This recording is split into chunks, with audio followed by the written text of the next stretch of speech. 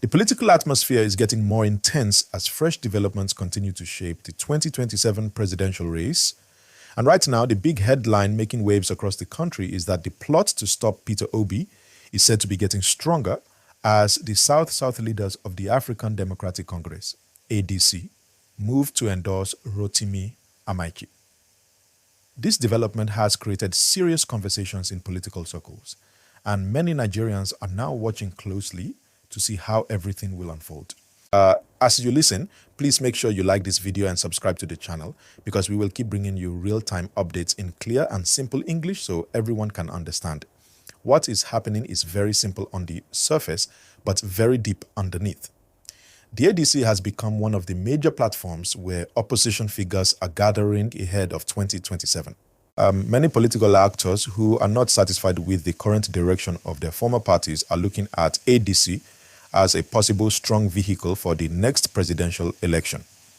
Inside this movement, you have strong names. You have Peter Obi, who has built a powerful support base across the country, especially among young voters. You also have Rotimi Amaechi, a former governor and former minister who has deep experience in government and strong political structure. There are other figures too, but these two names are now central to the current conversation. Recently, leaders of the ADC in the South South region reportedly declared support for Rotimi Amaechi's presidential ambition. The South South is very important politically. It is Amaechi's home region, and regional backing always adds weight to any candidate. When regional leaders show open support, it sends a message to party members nationwide. It builds momentum. It shows structure. It creates confidence for supporters. So when this endorsement story broke, many people immediately saw it as a strategic move. At the same time, Peter Obi is also seen as a strong southern candidate. Many of his supporters believe he has unfinished business after the last election. They believe he represents a new style of politics that focuses on accountability and economic discipline.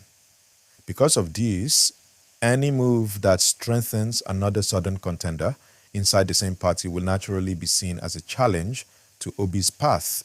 Some political observers are describing this endorsement as a calculated attempt to balance or even reduce Obi's influence within the coalition space. Whether that is fully accurate or not, one thing is clear. Internal competition inside ADC is becoming real. And when internal competition becomes real, strategies become sharper, alliances become stronger, and conversations become more serious. Please remember to like this video and subscribe right now because this story is developing fast. And you do not want to miss the next update. Now let us look at Amaechi's angle. Rotimi Amaechi is not new in national politics. He has been governor of Rivers State and also served as Minister of Transportation. He understands political negotiation. He understands party structure. He knows how to build alliances. For him, securing early regional backing gives him an advantage in party discussions. It shows that he is not just testing the waters. It shows seriousness. On the other hand, Peter Obi's strength is different. His strength comes from mass appeal, youth support, and strong social media presence. He connects easily with middle-class Nigerians and young professionals. His support base may not always look traditional, but it is loud, active, and committed. So what we are seeing now is a clash of two different political strengths, structure versus mass enthusiasm. Inside ADC, leaders are expected to eventually organize primaries where party members will choose their candidate. But before that stage, endorsement politics often shape perception. Perception matters a lot in politics. If party delegates begin to believe that one candidate already has strong backing from key regions, it can influence decisions. Some reports also suggest that not everyone in the South South ADC agrees with the endorsement narrative. There are claims and counterclaims. Some leaders reportedly say no official decision has been finalized. That tells you that negotiations are still ongoing behind closed doors. Politics is rarely one voice. There are always internal discussions, disagreements, and strategic positioning. While all of this is happening, the larger goal of the opposition coalition is to present a united front ahead of 2027. Unity is powerful. But unity is also difficult when many experienced politicians want the same ticket. So the big question now is whether the ADC can manage internal ambitions without breaking apart. Please like this video and subscribe because the next few months will be very interesting. Now let us talk about the bigger national picture. Nigerians are facing economic challenges. Many citizens are concerned about inflation, cost of living, job opportunities, and security. As 2027 approaches, voters will likely focus on solutions more than slogans. Any candidate who emerges from ADC will need to present clear economic plans, not just political strength. If Amaechi becomes the consensus candidate, he will likely campaign on experience and infrastructure development. If Obi emerges, he will likely focus on fiscal discipline, transparency, and economic reform. These are two different campaign styles. The party will need to decide which approach gives them the best chance nationally. There is also the regional balance factor in Nigerian politics. Parties usually consider where the current president comes from and which zone should produce the next candidate. These calculations influence endorsements quietly. So the South South endorsement story may also be part of a broader zoning conversation. Another important issue is voter turnout. In the last election cycle, youth participation increased significantly.